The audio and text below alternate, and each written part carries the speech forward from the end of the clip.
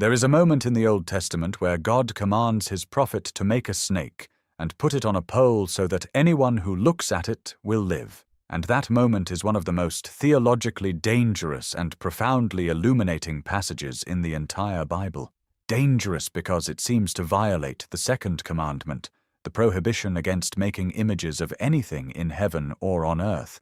Dangerous because the snake is the symbol of the curse, the creature that brought ruin into the garden, the form Satan took when he deceived Eve. And yet God himself says, "Make one, lift it up, let the people gaze at it, let the thing that killed them save them." The story is brief.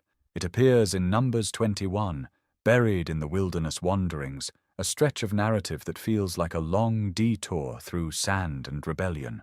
The people have been complaining again, this time about the manna, about the water, about the root itself. They speak against God and against Moses, and the text says, God sent fiery serpents among them. The Hebrew phrase is nechashim seraphim, serpents that burn. The word seraph means to burn, and it connects to the creatures Isaiah sees in the temple, the seraphim, the burning ones. But here the burning is not the fire of holiness, it is the fire of judgment. The serpents bite, and many die. The people come to Moses and confess their sin, and Moses prays for them. And then God gives the instruction that has no parallel in the Torah. Make a fiery serpent and set it on a pole, and it shall come to pass that everyone who is bitten, when he looks at it, shall live. The command is audacious.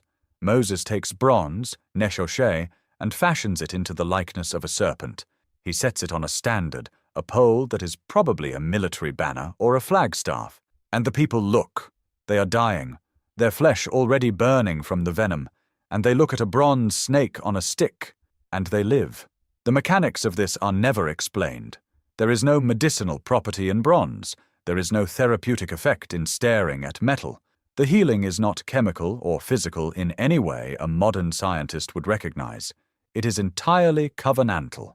God has tied his power to an object, and the object does nothing on its own, but the act of looking becomes the hinge on which life and death turn. This raises a question that the text does not immediately answer, and it is the question that will haunt every reader from that day forward. Why a serpent? Why not a lamb, a dove, a pillar of fire? Why take the very shape of the curse and turn it into the instrument of salvation? The snake in the garden brought death. The snake on the pole brings life. That inversion is not accidental. It is the first hint of a pattern that will take centuries to unfold. The Hebrew verb for look in Numbers 21:8 is ra, but in the hifil stem it carries the force of intentional gazing. The word is not shema, to hear, to obey in faith. It is to see, to fix the eyes upon. The cure is visual, and that is deeply inconvenient for a faith that tends to privilege hearing over seeing. Faith comes by hearing, Paul will write. But here, in the wilderness, the cure comes through the eyes. You have to look. You cannot close your eyes and believe harder. You must turn your head, lift your gaze, and look at the thing that looks like the thing that killed you. And when you do, you live. There is a detail that almost every reader notices and almost no one knows what to do with. Moses made the serpent out of bronze, but the serpents that bit the people were called seraphim, burning ones. Bronze is a metal that reflects light, that glows when polished. It is not burning, but it looks as though it could be. The bronze serpent is an image of the thing that is killing them, but rendered in metal, cold, lifeless, held at a distance. The real serpents are alive, striking, venomous. The bronze serpent is dead metal, and yet the dead metal is what saves. The real serpents bring death. The imitation brings life. The copy redeems what the original destroyed. 1,000 years later, King Hezekiah will have to destroy this same bronze serpent because the people have turned it into an object of worship. They are burning incense to it, calling it Nehushtan, a term of derision that reduces the sacred object to a piece of brass, and Hezekiah smashes it. That fact alone should trouble anyone who thinks the bronze serpent was merely a quaint miracle story. If it were harmless, no king would need to break it. The thing had power, not the power of God, but the power of a symbol that had become an idol. and the Bible does not hide that tension. The same object that God commanded for salvation became an object of condemnation. That is a pattern worth holding on to. Now consider the wilderness generation. They are bitten, they are dying, and they have to look at a snake. But they also have to trust that looking will work. There is no formula. No one guarantees that the bronze will do anything. They simply receive the word from Moses, and they act. And the act itself, turning the head, choosing to believe that a piece of metal can reverse the course of venom, is an act of faith that looks absurd. It is not rational. A man dying from a snake bite does not get better by staring at another snake. Ask any doctor. Ask any biologist. The cure is impossible, and that is exactly the point. The cure had to be impossible because the problem was not biological. The problem was covenantal. The serpents came because the people sinned.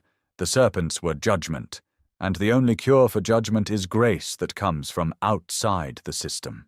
Every person who has ever felt that their sin was too specific, too ugly, too singular to be covered, that their particular failure had no corresponding promise, is standing in the sand with the venom already moving through their veins. And the command comes, look, not at your own wound, not at the ground. Look at the thing that looks like the thing that bit you. That is the awkwardness of grace. Grace does not pretend the curse never happened. Grace puts the curse on a pole and says, that is what I am using. The shadow and substance of this moment cannot be ignored. The pole on which the serpent is raised is wood. The serpent is bronze, a metal that in the Hebrew imagination often represents judgment. The altar of bronze in the tabernacle courtyard is where the sin offerings are consumed. The serpent is lifted up so that it can be seen by everyone in the camp, and the result is that those who look live while those who refuse look and die. That structure, a wooden pole, a lifted object, a public display, life through looking, is not just a miracle. It is a prophecy waiting for its fulfillment. Now move forward in the narrative. After the bronze serpent, the people continue their journey. They defeat kings. They cross the Jordan. They enter the land. The serpent itself is preserved. It is kept somewhere, perhaps in the tabernacle precincts, perhaps later in the temple. And there it sits, a silent witness to the day God used a snake to save his people. But the Old Testament never explains why a snake. It never justifies the method. The text simply records it, and then the next generation forgets its meaning. By Hezekiah's time, the serpent has become a fetish. The people are not looking toward God, they are looking at the object itself, so the object must be destroyed. And that destruction is also a prophecy, because it says that even the means of grace can become a barrier if you confuse the tool with the one who wields it. Here is the open loop that will need to be closed. If the bronze serpent was a shadow, then its destruction does not mean the end of the pattern. It means the shadow has cast its final shape and must disappear so that the substance can appear. But the Old Testament does not tell us what that substance is. It leaves the reader in the wilderness, looking at a shattered piece of brass, wondering what God will do with serpents next. In the 1st century, a Jewish teacher named Jesus of Nazareth stands in the temple courtyard during the Feast of Tabernacles. He is surrounded by pilgrims who know the Torah, who have heard the story of the bronze serpent read in the synagogues every year, and he says something that would have been immediately jarring to anyone listening. He does not compare himself to a lamb, a shepherd, a vine, or a door. He says, "As Moses lifted up the serpent in the wilderness, even so must the Son of Man be lifted up." The verb he uses is the same verb the Septuagint uses for Numbers 21. Lifted up carries a double meaning in John's Gospel. It means both to elevate on a cross and to exalt in glory. And Jesus chooses the serpent as his type, not the scapegoat, not the Passover lamb, the serpent. Why would he do that? The answer is coming. But before we get there, something needs to be understood about the world Jesus was speaking into. The serpent in the wilderness was a scandal. It was an image that should never have existed, and yet it existed because God commanded it. The serpent was a violation of the normal rules of worship, and that violation was the point. God does not always work through the expected channels. Sometimes he works through the very thing that has been cursed. The bronze serpent is a worm in the apple of a tidy theology. It refuses to behave. It refuses to fit. And that is precisely why Jesus reaches for it when he wants to explain what his own death will accomplish. The church father Justin Martyr, writing around 160 AD in his dialogue with Trypho, argues that the bronze serpent is a type of Christ. He is not the first to make the connection. The New Testament itself makes it explicit. But Justin is sitting in a colonnade in Ephesus, arguing with a Jewish scholar named Trypho, and he reaches for this passage because it is so unexpected.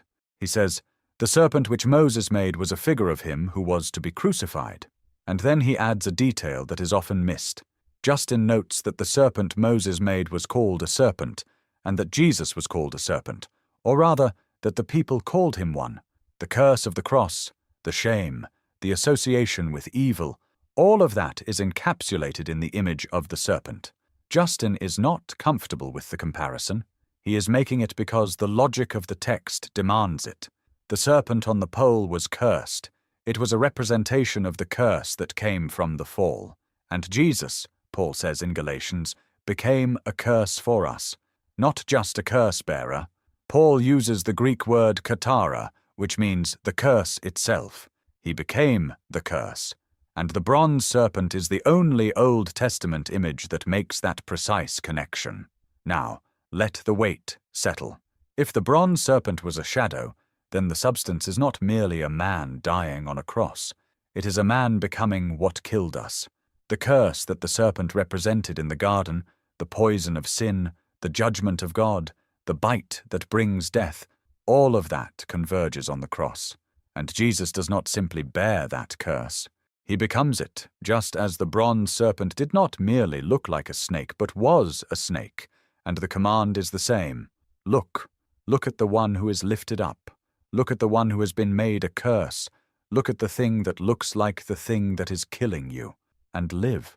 But that raises a question the Old Testament does not answer, and the first half of John does not fully resolve. If the bronze serpent had to be destroyed because it became an object of worship, then what happens to the image of the crucified Christ?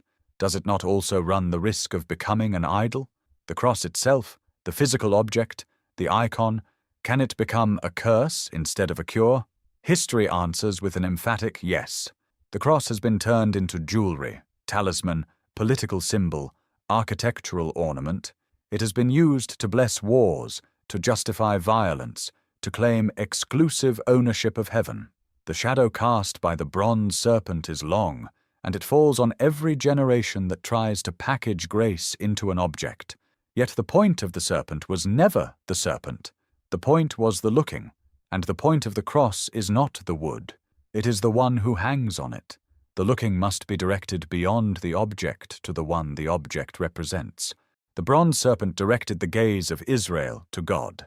The cross directs the gaze of the world to Christ. But if you stop at the metal or the wood, you have missed the entire journey. You are still in the wilderness.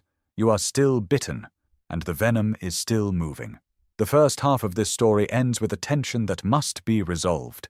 The bronze serpent saves by being lifted up. Jesus saves by being lifted up.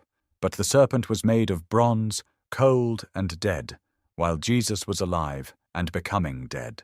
The serpent was an imitation of the curse. Jesus became the curse itself. The serpent was not the real thing that killed them. It was a copy. Jesus was the real thing that kills us. Sin, judgment, death, and he absorbed it entirely. The shadow is always less than the substance. The bronze serpent saved from physical death by looking. The crucified Christ saves from eternal death by faith. And yet the pattern is identical. The mechanism is the same. Look and live. But the Old Testament leaves a gap that the New Testament must fill. The bronze serpent was destroyed. The cross was empty. What remains after the object disappears? The answer is coming, and when it arrives, it will change everything about how you understand the death of Christ.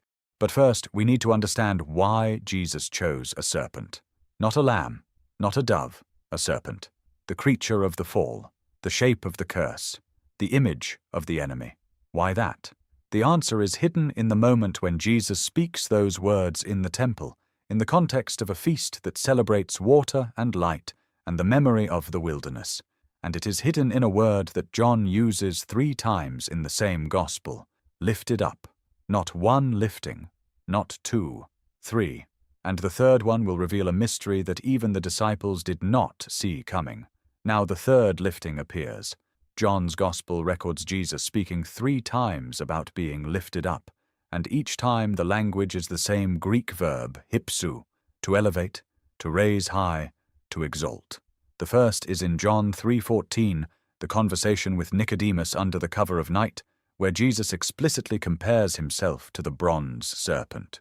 The second is in John 8:28, when he tells the Pharisees, "When you lift up the Son of Man, then you will know that I am he." The third is in John 12:32, when he declares to a crowd that includes Greeks who have come to see him, "And I, if I am lifted up from the earth, will draw all people to myself." The evangelist adds a parenthetical note. He said this to indicate the kind of death he would die. The cross is the lifting, but the word hypsu does not mean crucifixion. It means exaltation, honor, raising to a position of glory. John is forcing the reader to see the cross as the throne. The lifting that kills is the lifting that crowns. The careful theology of that verb is the key to understanding why Jesus reached for the serpent. In Numbers, the bronze serpent is lifted on a pole. The Hebrew verb is nasa, to lift up, to set on high, to raise a standard. The pole functions as a banner. The same word appears in Isaiah 11:10, where the root of Jesse stands as an ensign for the peoples, and the nations seek him. The lifting is not merely a practical act, it is a display, a proclamation, a showing forth. The serpent is not hidden in the tabernacle, it is raised in the middle of the camp where every dying person can see it. And that visibility is the point. The cure depends on the gaze.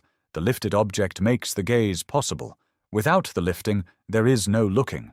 Without the looking, there is no life. So when Jesus uses the same image, he is announcing that his death will be a public display, not a private execution in a courtyard, not a secret elimination in a dungeon.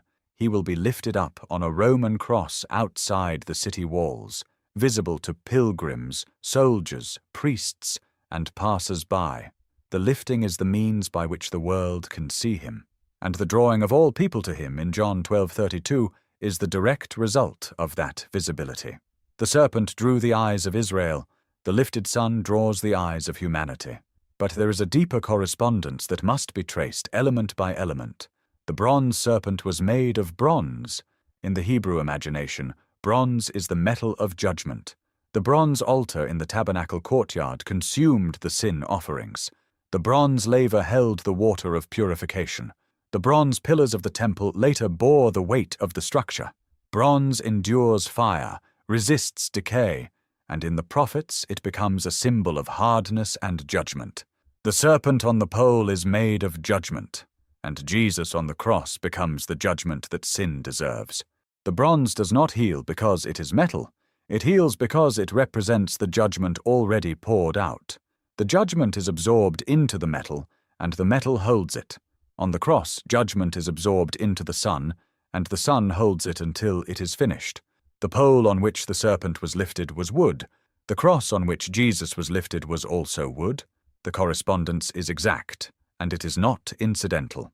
In Deuteronomy 21:22-23, a man hanged on a tree is cursed by God. The Greek translation of that passage uses the word xylon, tree, piece of wood. Paul quotes that in Galatians 3:13. Cursed is everyone who is hanged on a tree. The wood of the cross is the wood of the curse. The bronze serpent was lifted on a piece of wood that represented, by its very material, the curse of being lifted up and exposed. The exposure itself is part of the shame. The pole does not hide the serpent, it exhibits it. The cross does not hide Jesus, it exhibits him. And the curse is not merely a legal category, it is a physical reality. The wood, the nails, the lifting, all of it enacts the curse in visible, tangible form. Now consider the serpent itself. The Hebrew word nachash means serpent, but it also carries the connotation of divination, of occult practice, of the mysterious and the forbidden. The serpent in the garden spoke with the voice of rebellion. The serpent in the wilderness was the agent of judgment. And yet God commands Moses to make a nachash. He takes the most loaded symbol in Israel's memory and turns it into the instrument of rescue. That is the pattern that will reach its fullness at the cross. The cross is the most cursed instrument of execution in the Roman world, reserved for slaves, rebels, and the lowest criminals. And God takes that cursed wood and turns it into the throne of salvation. The serpent on the pole is not a sanitized image, it is a scandal. The cross is not a sanitized image, it is a scandal. And that scandal is the power of God. Irenaeus, the Bishop of Lyons, writing around 180 AD, grasped this correspondence with a clarity that later centuries would sometimes lose. He was refuting the Gnostic teachers who claimed that the Creator God of the Old Testament was a lesser, flawed deity, and that the Savior could not have taken on real flesh because matter was evil. Irenaeus sat in his study in Gaul, surrounded by the writings of the Apostles and the Hebrew Scriptures, and he saw something the Gnostics could not. He saw that the bronze serpent was a type of the Incarnation. Just as the serpent was made of bronze, real material, real metal, real physical substance, so Christ took on real flesh. The bronze was not an illusion. The flesh was not an appearance. The serpent on the pole looked like the serpents that were biting the people, but without venom. Christ took on the likeness of sinful flesh, as Paul writes in Romans 8:3, but without sin. The serpent was identical in form, but not in substance. Christ was identical in humanity, but not in fallenness.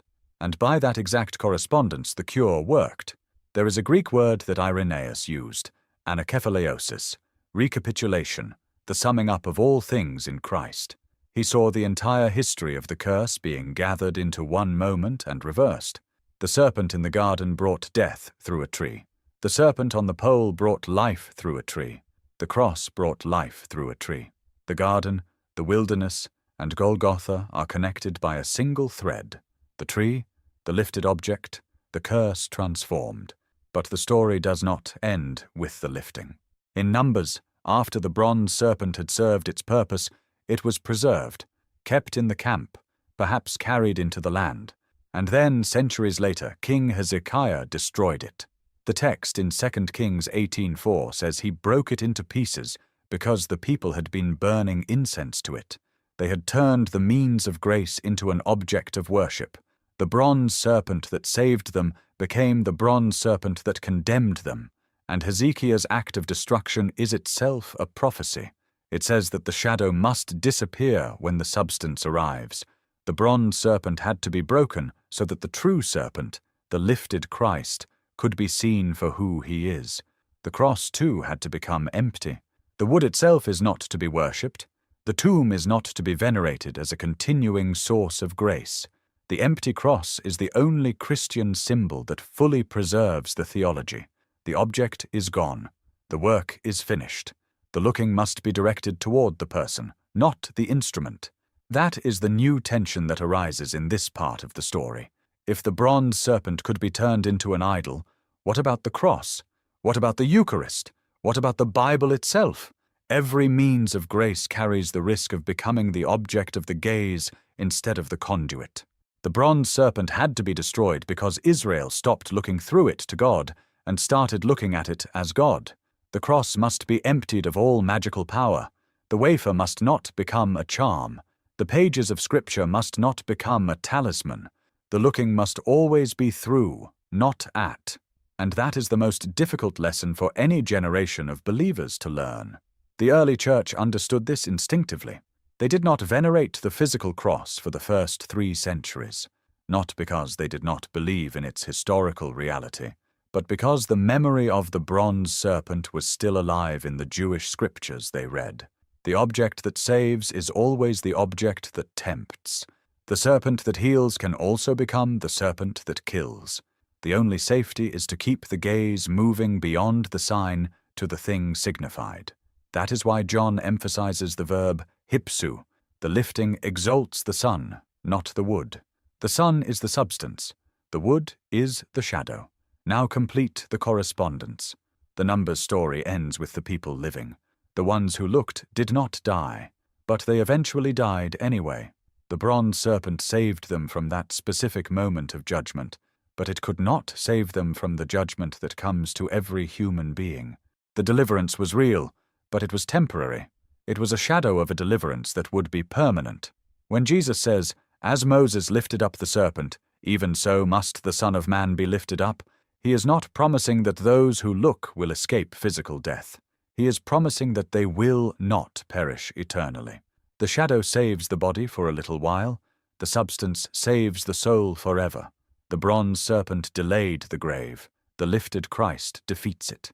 This is the point where the application becomes unavoidable. Every person who has ever felt the bite of sin, the venom of guilt, the burning of shame, the paralysis of a conscience that will not quiet, stands in the wilderness of Numbers 21. The serpents are real. They are not metaphors for something else. The guilt is real. The shame is real.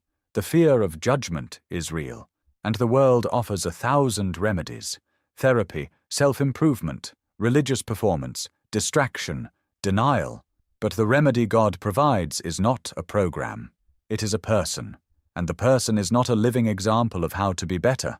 He is a bronze serpent. He is a curse. He is the very thing you fear, lifted up so that you can look at him and live. The Greek word in John 3:14 is di. It is necessary. It must happen. The lifting is not accidental. It is not a tragedy that God later redeems. It is the designed center of the plan. The serpent on the pole was not an afterthought to the plague. It was the answer prepared before the plague began. The cross was not an emergency response to human sin. It was the lamb slain before the foundation of the world. And when you look at the lifted Christ, you are not looking at a failure. You are looking at the victory that was always coming. There is a moment in the church, Father Gregory of Nazianzus, where he is writing about the atonement in the 4th century, and he says something that has been repeated ever since. What is not assumed is not healed. He was speaking about the incarnation. Christ had to take on full humanity to heal full humanity, but the logic applies even more sharply to the bronze serpent. Christ became a serpent. He assumed the form of the curse. He took on the very image of what was killing us, and because he assumed it, he healed it. The curse was not destroyed from a distance. It was taken into the body of the Son and exhausted there. That is why the looking is not passive in the way we usually think. The Israelites did not simply glance at the serpent. They had to turn their heads. They had to fix their eyes. They had to trust that this object, which looked like their enemy, was actually their deliverance. And that act of trust was the faith that saved them. The looking was faith in action. For the believer today, looking to Christ lifted up is not a quiet meditation. It is a turning away from every other hope. It is a deliberate, focused, sustained act of trust that the one who became a curse for you is the only cure. And the moment you look, the venom stops moving. It does not mean the wound disappears immediately. The bite is real, and the scar may remain, but the poison is neutralized. The death sentence is revoked. The final correspondence is the most demanding. In Numbers, the bronze serpent was lifted on a pole, and the people looked and lived. In John, the Son of Man is lifted on a cross, and everyone who believes in him has eternal life. But John adds something that Numbers does not. In John 12:32, Jesus says that when he is lifted up, he will draw all people to himself. The bronze serpent drew the gaze of Israel. The lifted Christ draws the gaze of the world, and he draws them not by force, but by the magnetism of the cross. There is something about a God who becomes a curse for his creatures that pulls the heart in a way that no display of power ever could. The cross does not conquer by intimidation. It conquers by exposure. It shows what love looks like when it meets the full weight of evil, and that sight changes everything. The heaviest true thing this topic produces is this: the bronze serpent was a snake, and it saved people from snakes. The curse itself became the cure. The very thing that was destroying them was turned into the means of their rescue, and that is the pattern of the gospel in its most concentrated form. Your sin does not disqualify you from grace. It is the very thing that makes grace necessary. Your failure is not a barrier to salvation. It is the wound that the cure is designed for. The curse you carry is not an obstacle to God. It is the thing God became. The serpent on the pole is you. The serpent on the pole is your sin, your shame, your guilt, your death. And the serpent on the pole is Jesus. The two are the same. That is the scandal. That is the rescue. And the only thing required of you is to look, to stop struggling, stop hiding, stop trying to cure yourself, and simply turn your eyes upon the one who became what you are, so that you could become what he is. The looking is the faith, and the faith is the life. The serpent is lifted. The work is finished. The venom has nowhere left to go.